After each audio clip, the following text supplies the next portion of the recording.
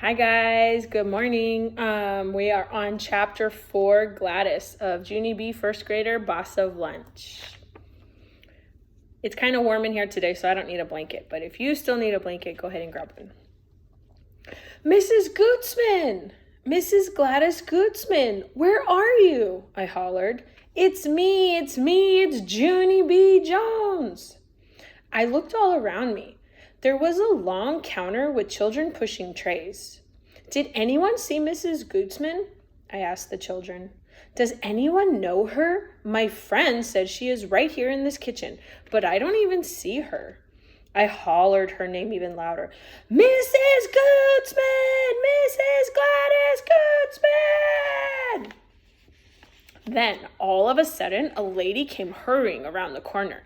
And good news, it was her. It was Mrs. Gladys Gootsman. I ran and hugged her very tight. Mrs. Gootsman, I'm so glad to see you, I said. Mrs. Gootsman hugged me back. Junie B. Jones, I'm so glad to see you too, she said. I smiled up at her. She was wearing her same big white apron from last year. Whoa, just look at you, Mrs. Gootsman, I said. You didn't change a bit. I patted her apron. You didn't even change your clothes, apparently, I said. Mrs. Gootsman laughed. She was wearing plastic mitts on her hands. Plus, also, she was wearing a hairnet. Hey, I remember those things from last year, I said. You told me that you wear plastic mitts and a hairnet whenever you touch food, remember? You said that was called good hygiene. 'Cause mitts and a hairnet protect our food from dirty germs and hairs. Mrs. Gootsman made a face. Are you sure that's the way I put it? She asked.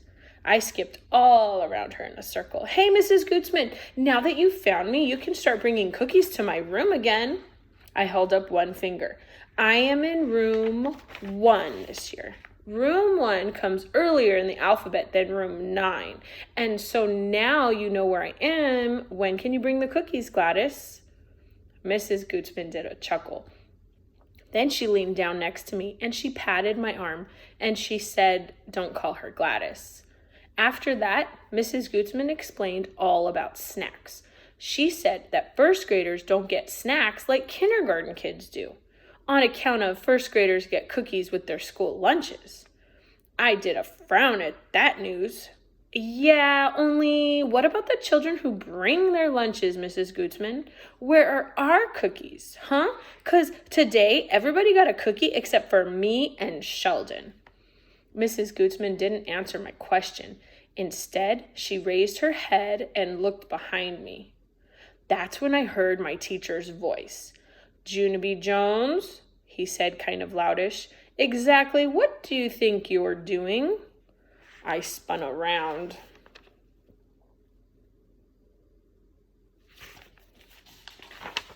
Mr. Scary's eyes looked annoyed at me. Why did you get up from the table, Junie B? He asked. What's the story here? Everyone was staring. I did a big gulp. Then I squeezed my eyes closed real tight, and I tried to think of the story here. Well, let's see, I said. First, I was eating my brought lunch, and everyone else was eating their bought lunch. And so that's how come I was the first one finished. And then I was just sitting there, and I spotted Herb's sugar cookie, and I really, really wanted that thing. And good news, Herb shared. And so then that delicious cookie reminded me about Mrs. Gootsman. And what do you know? Herb and Jose said she was right here in this exact kitchen.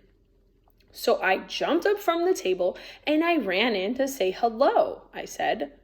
After that, I looked up at Mrs. Gootsman, kind of nervous, and I waved my fingers. Hello, I said real soft. Hello, she said back. Mr. Scary shook his head.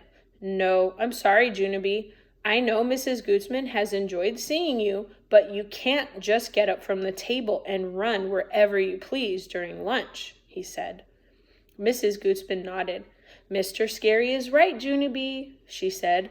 I am very happy to see you, but you do have to learn to follow the school rules.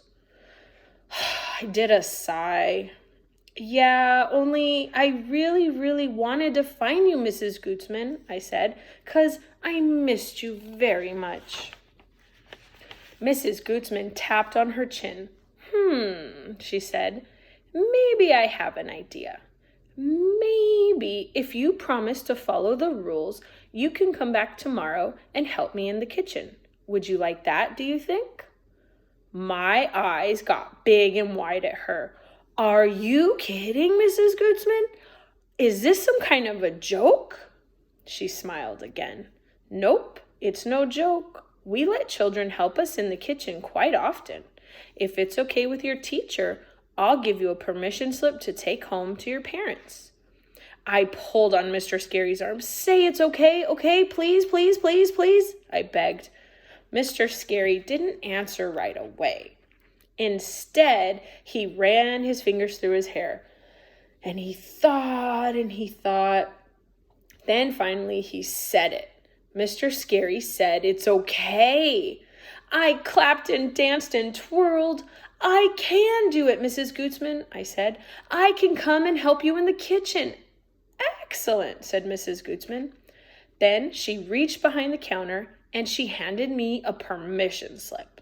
And that is not all, because she reached back there one more time and she pulled out a pair of brand new plastic mitts. Here, she said, these are for you. You can wear them around your house tonight and get used to them. I did a gasp at those wonderful things. Thank you, Mrs. Gootsman. Thank you. I've always wanted some of these thingamajigs. After that, I put them on my hands, very thrilled, and I waved goodbye to Mrs. Gootsman. See you tomorrow. Then I walked back to my lunch table with Mr. Scary, and I followed the rules for the rest of the day. And there's the picture. And that is the end of chapter 4. So I will see you guys later for chapter 5. Have a great day.